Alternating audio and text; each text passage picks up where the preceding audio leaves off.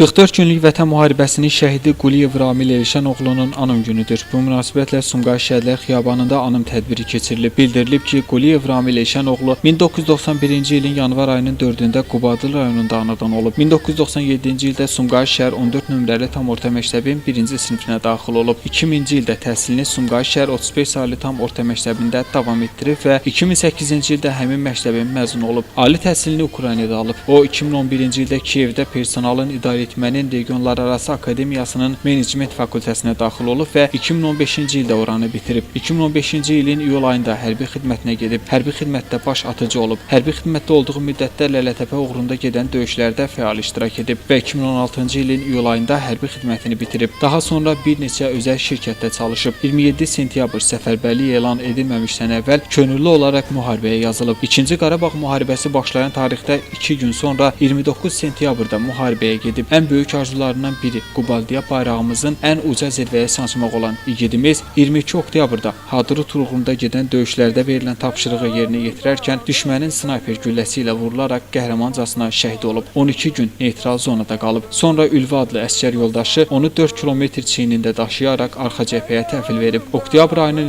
22-si Sumqayıtda Şəhidlər Xiyabanında dəfn olunub. Quliyev Ramil Elşənoğlu ölümündən sonra Vətən uğrunda Xocavəndin azad olunmasına görə, Füzulinin azad olunmasına görə, Cəbrayılın azad olunmasına görə medalları ilə təltif edilib. Qurban Vidadoğlu, Şəmstan Fikrətli, Elbrus İsmailov, Dünya TV.